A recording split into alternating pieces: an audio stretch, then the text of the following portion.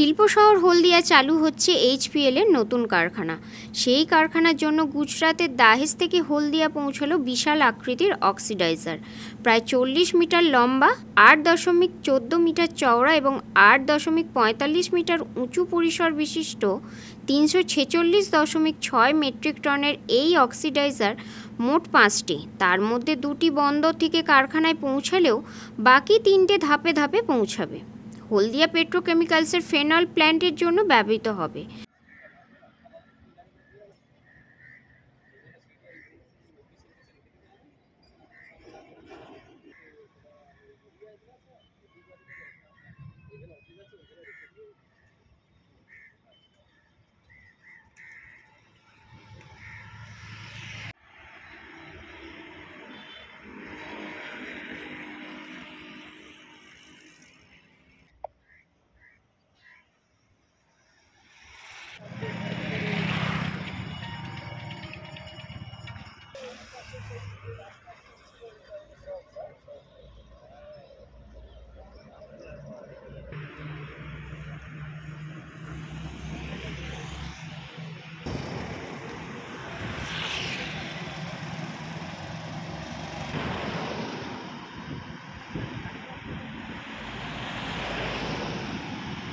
দেখুন, এই যে অক্সিডাইজার, এই অক্সিডাইজারের একটা ইতিমধ্যে পেট্রোকেমিক্যালসের মধ্যে ঢুকে গেছে, আর বাদবাকি 4টে আজকের যাত্রা শুরু করবে রাত্রে।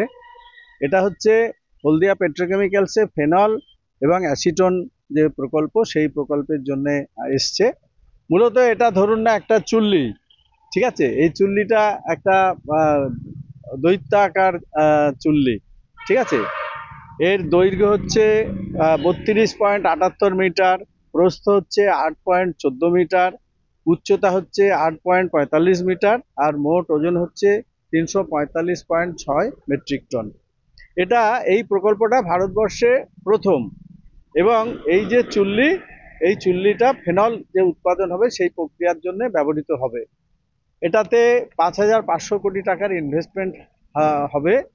আমরা আগেও বলেছি যে আমাদের মাননীয় মুখ্যমন্ত্রী মমতা বন্দ্যোপাধ্যায় শিল্প দরদি, এবং হলদিয়াতে কয়েক হাজার কোটি টাকার ব্যয়ে ইতিমধ্যে অনেকগুলো শিল্পের তাদের এক্সটেনশন হয়ে গেছে, অনেকগুলোর এক্সটেনশন শুরু হবে। আর এই যে প্রকল্পটা, এই প্রকল্পটা 5,500 কোটি টাকার প্রকল্প। এখানে বহু মানুষের কর্মসংস্থান হবে। এক্ষেত্রে আমরা বলতে পারি যে বিরোধীরা যে বারবার বলেন যে হলদিয়াতে কোনো শিল্প হচ্ছে না, শিল্পের অবস্থা খুব ভালো, লক্ষ লক্ষ হাজার কোটি টাকার প্রকল্প আসছে আগামী দিনে, এবং অনেকগুলো প্রকল্প অলরেডি বাস্তবায়িত হচ্ছে। সেই জায়গাগুলোতে আমরা দেখছি যে আমাদের বিরোধী যারা আছেন তারা কোনো রকমভাবে আমাদের সহযোগিতা করেন না সরকারকে, এবং দিল্লি থেকে প্রজেক্ট আনার ব্যাপারেও তারা কখনো কোনো কথা বলেন না, যেটা অন্য সব রাজ্যে করে। এখানে শুধুমাত্র বিরোধিতা করা ছাড়া, এবং মমতা বন্দ্যোপাধ্যায়কে এবং মন্ত্রিসভাকে মেলাইন করার জন্য যা যা দরকার শুধু সেটাই তারা করেন। আজকের আপনারা এইগুলো দেখে বুঝতে পারছেন, এই ধরনের 5টা চুল্লি তারা এসে গেছে। তো এগুলোতে ব্যাপকভাবে কর্মসংস্থান হবে। আর আপনারা জানেন যে 34 বছরে না রাস্তাঘাট হয়েছিল, না পরিকাঠামো হয়েছিল। ব্যাপকভাবে পরিকাঠামো, জলপথে, স্থলপথে এবং রেলপথে পরিকাঠামোর উন্নয়ন ঘটেছে।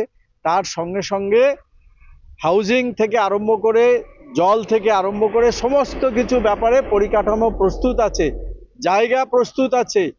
এইচডিএ বলছেন যে আমাদের জায়গা রেডি আছে, শিল্পপতিরা আসছেন। সারা পৃথিবী জুড়ে যে মন্দা চলেছে, সেই মন্দার একটা প্রোগ্রাম আছে, মন্দার একটা ব্যাপার আছে। দ্বিতীয় হচ্ছে যে ব্যাপকভাবে ট্যাক্সেশন চালু করার জন্য কেন্দ্রীয় সরকার, অনেক শিল্পপতি তারা শিল্প করতে অনীহা প্রকাশ করছেন।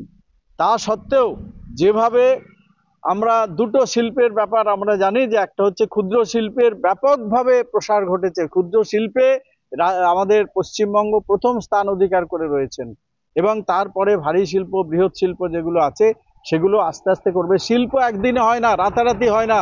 তার পরিকাঠামো, তার সমস্ত কিছু রেডি করে তারপরে ধীর গতিতে শিল্প আসে। আপনারা দেখবেন এটা তো 2026 সালেই উৎপাদন শুরু হয়ে যাবে। বিরোধীরা বলার সুযোগ পাবেন না। এই ধরনের বহু প্রকল্প আগামী দিনে আমাদের এখানে আসবে এবং হলদিয়াতে যে সমস্ত তরুণ তরুণী যারা আছেন, যাদের দু চোখে স্বপ্ন আছে হলদিয়াতে চাকরি করবেন, তাদের আশা অবশ্যই পূরণ হবে, এইটুখানি আমি বলতে পারি। মঙ্গলবার রাতে হলদিয়া বন্দর থেকে হলদিয়া পেট্রোকেমিক্যালসে একে একে পৌঁছাতে থাকে 5,500 কোটি টাকা খরচে নির্মীয়মান ফেনল এবং অ্যাসেটন প্ল্যান্ট 2026 সালে উৎপাদন শুরু করবে। অক্সিডাইজারটি ফেনল উৎপাদন প্রক্রিয়ায় রিঅ্যাক্টর হিসেবে কাজ করবে। এই বিশাল আকৃতির অক্সিডাইজার দেখতে ভিড় জমাচ্ছেন এলাকার মানুষ। તૈયારી કી আছে, સજેશન કી আছে, ক্লারিফিকেশন কি লাগবে, শঙ্কা কি আছে, আনমা পরিকাঠামো কি লাগবে, এটা নিয়ে আলোচনা হলো।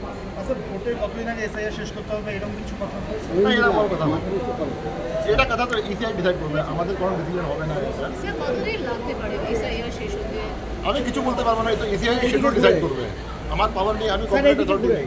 আগামী বছর ইলেকশন হলে তার পরবর্তী শেষ করতে পারে স্যার এসআইআর। এটা তো আমি আশা করতে পারবো না, ডিস্ট্রিক্ট নোটিফিকেশন আগে তো শেষ করতে হবে।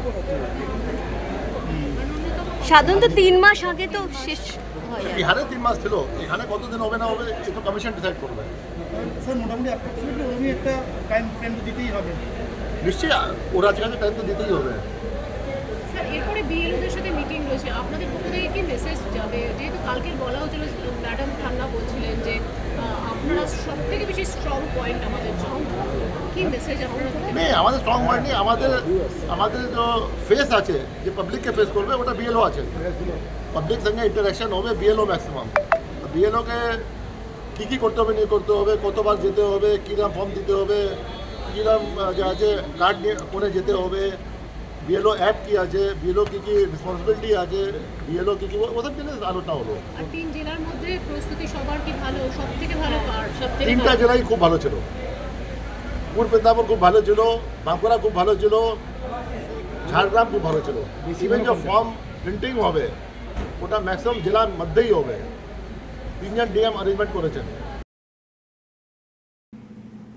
রঞ্জন মাইতির রিপোর্ট, খবর BCBS।